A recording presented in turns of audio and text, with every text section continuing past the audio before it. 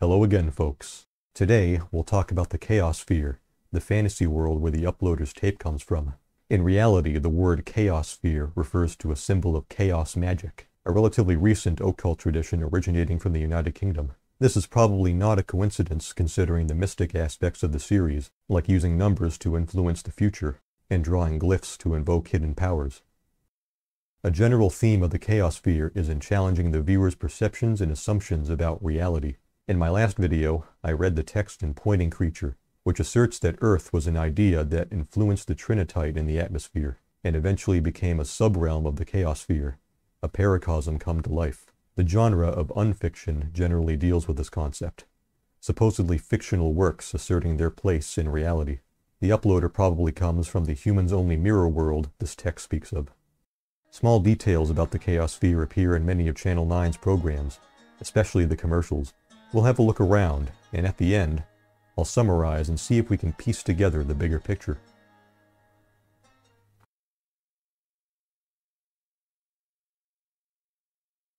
The Chaosphere appears to be a fictional world inhabited by beings called sapients. Clearly, not all sapients are human. Orcs, elves, trolls, and half-ghost men are just a few of the sapient species found in the Chaosphere. Some of these species are reminiscent of mythical beings that we would associate with fantasy. Many inhabitants of the Chaosphere are seeded shortly after birth, granting them access to magic powers facilitated by forming glyphs using the duelist grid. These powers range from pyrokinesis to conjuring weapons. The exact nature of these seeds are unknown, but they may have to do with the Vinebursts, which we'll talk about later. The source of this seed power stems from what I call Sym, a largely undefined power source. Sym is mentioned in the series, but it's only referred to by an odd typographical symbol, and as far as I can tell, is never verbalized as of Part 8.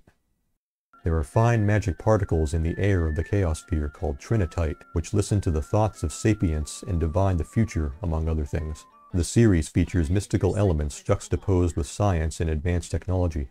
Mantlim is just one example of this, and the fact that Trinitite must be analyzed using a device called a spheromograph is another indication of this mix of fantasy and science in the Chaosphere. There's a strong indication that the Chaosphere may be on the cusp of a devastating war, given the text at the end of Paracosm.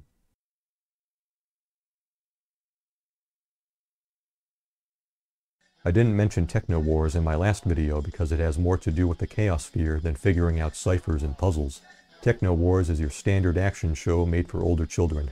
It appears to involve a group of 7 mechanized sapients fighting against 3 other robots. What does this show have to do with the Chaosphere? A small snippet of what I think is the show's intro can be seen in a Channel 9 bumper in Part 8.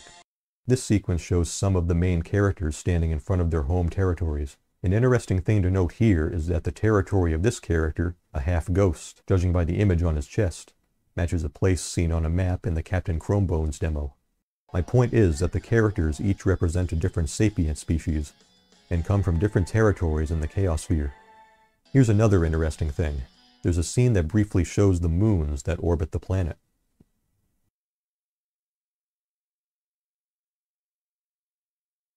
The USP is an important location within the Chaosphere. The VHS label provided by the uploader in the description for Part 6 shows that it was printed in the USP. The back of the VHS sleeve also mentions the USP, but it's damaged right over the last word. From what I can see, the first 7 letters spell out purgato. The last word is probably a form of the word purgatory, a purifying state in the here and after. Because there's no way to tell what that last word really is, I'll just call this place the USP from now on. The USP is probably where most of the meta-story takes place, namely the Vineburst Chronicles and the story of Iota and Theta. More specifically, a place called Greenfront and the Gatherer Valley. There are 2 other places mentioned in the series, Utopia and Gehenna. There isn't a whole lot of information about either of these places, especially Utopia. Using a loose interpretation of the names, we can say that they refer to heaven and hell. I assume that these places are separate from the USP, as in different countries altogether.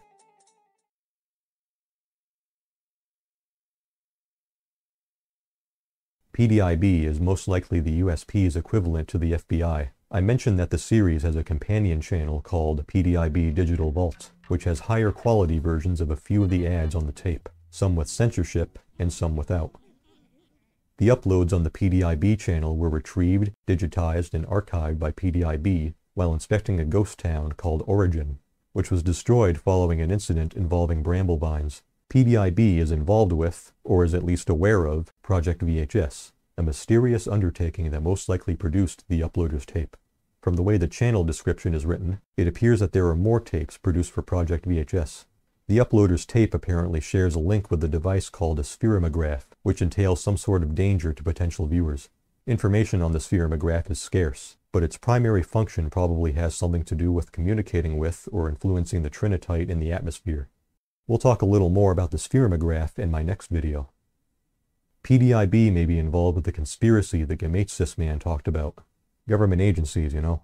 Here's a weird part about the PDIB channel. There are some comments on the Pointing Creature video from people who have somehow, some way, seen the video as a YouTube ad. I'm not sure what sort of voodoo is at play here, having videos from a virtually unknown channel show up as ads. One thing's for sure though, if videos like this randomly showed up, it would make YouTube ads considerably more interesting.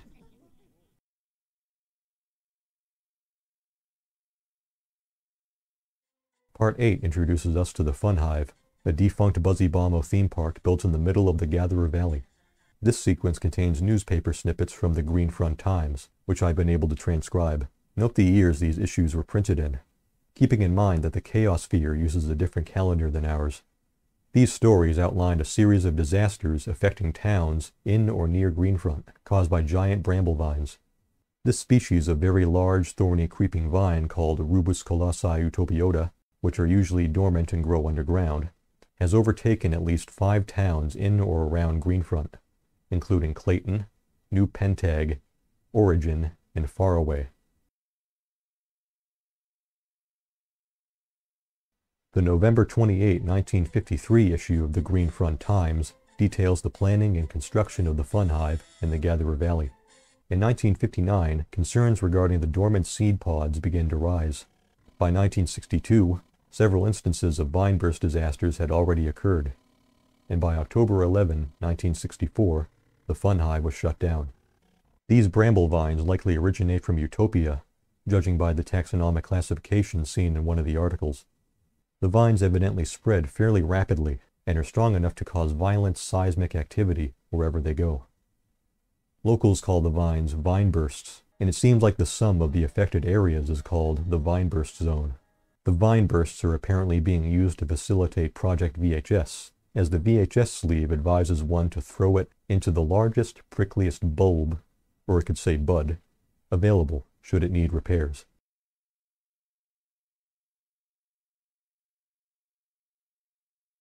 What's in the cards today gives us the outline to a story involving 2 people, an apparently deceased artist named Iota, and Theta, a victim of manipulation by entities unknown. I can't really tell whether Iota is the artist the cards are referring to, but I'll proceed on the assumption that he is for the time being, if only for the sake of interesting speculation.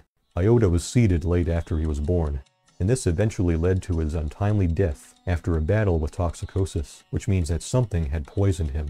His body probably couldn't cope with the seed, if I had to guess. Iota's age is unknown. There's a possibility that he was actually a child, given the card's proximity in this scene.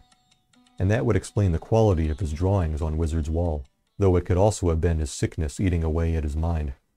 In fact, let's talk a bit about his drawings. The first looks like a green sword with some sparks coming off of it, or maybe fire. The second shows 3 things: a hat-wearing figure, not sure what's up with its arms, a green-haired angel, and a blue dragon in the background. The third one almost certainly depicts the Gatherer Valley Vineburst incident. Depending on exactly when this drawing was made, it's possible that Iota had a degree of clairvoyance and predicted this event. There are a few vague indications that Theta is probably the green-haired angel we've seen a few times in the series. It could be that she is being used to harvest Icarus, and that Sym is related to her in some way. The Icarus ad briefly shows a blurry image of a being who is very visually similar to the angel in Pointing Creature, tied up in a way that looks like something out of a psychological thriller. I'm not sure what that red thing is dangling below it. Like I said before, Ichor is the blood of the gods and immortals in Greek mythology, and if these beings are being harvested for their blood, I think I lost my appetite. Theta is likened to treasure, potentially being used for evil purposes, as shown in Captain Chromebones, and may also play some part in the meta-story involving the USP. There's not a whole lot more to go on. Frankly, I could be wrong about half this stuff, so I'll just stop here for now.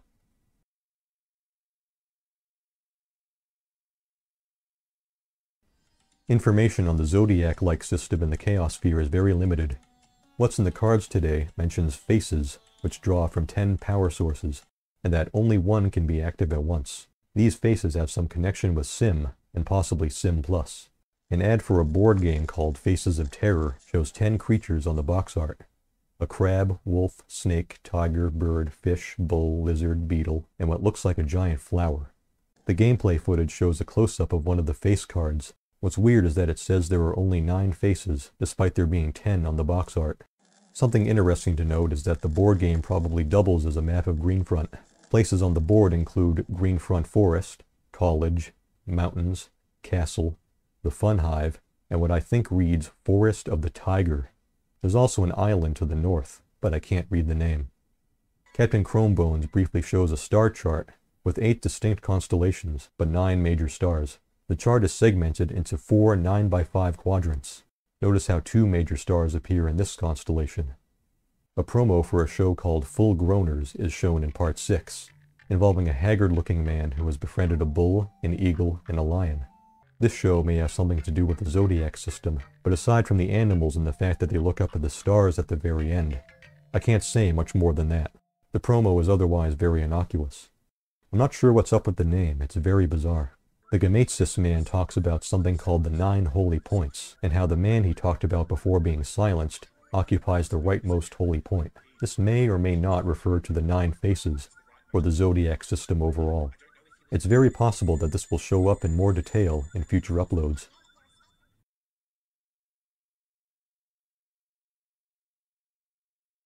Based on how it's mentioned so far, Sym is an unknown being, object, mechanism, or force from which Icarus is sourced. It's a kind of reservoir for a range of magic powers used by seeded inhabitants of the Chaosphere. It's hard to tell whether Sym refers to a distinct thing or to the powers granted to seeded sapients, as the usage of the symbol in the Pulpit Pals ad indicates the latter. Something called Sym Plus is being pursued, and will be used as a devastating weapon in an upcoming war. From what I gather, Sym Plus is an evolved form of Sym, which permits unbounded power, being able to draw from all 10 power sources at the same time. What's in the cards today posits that it mustn't be allowed to exist, probably due to its potential for mass destruction. It also gives some vague details on how a falconer can help turn a Sym into a Sym Plus, using metamorphosis as an analogy. Exactly how a falconer can become a face is unknown. I'm also not entirely sure what's being said here. The closest we get to finding out what Sym actually means is in the second Gametsis ad. Unfortunately, we don't quite get close enough. Here's what I got out of all of this so far. The uploader has found a tape created for Project VHS, an operation from an agency in an alternate dimension called the Chaosphere. The Chaosphere is home to mythical creatures, and is influenced by reality-manipulating particles called Trinitite. There is a conspiracy involving the production of spheromograph-linked videocassettes, Sym and Vinebursts disasters.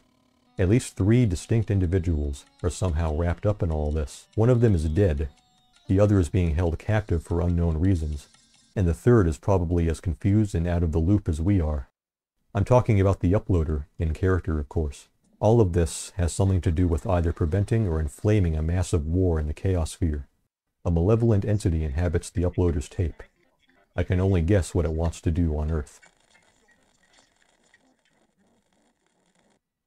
Here are some updates to my last video.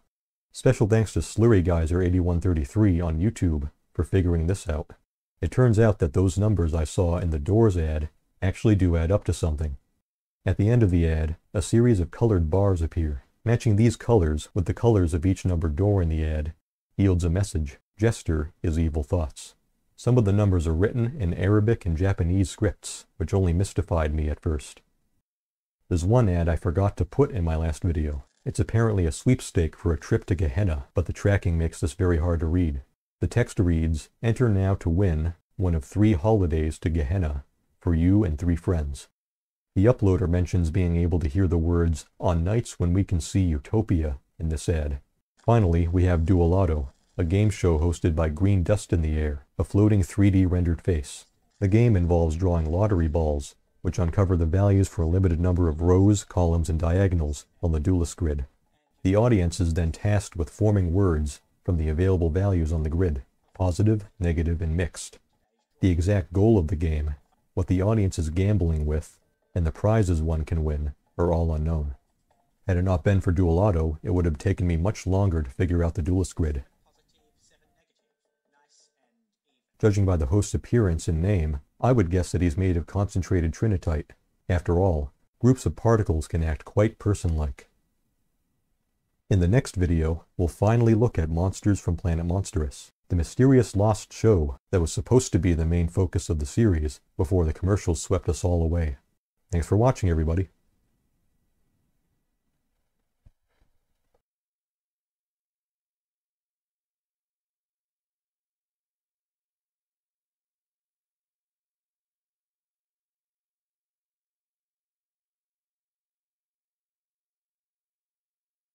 We'll finally look at monsters from Planet Monsterous, the mysterious toast. Okay.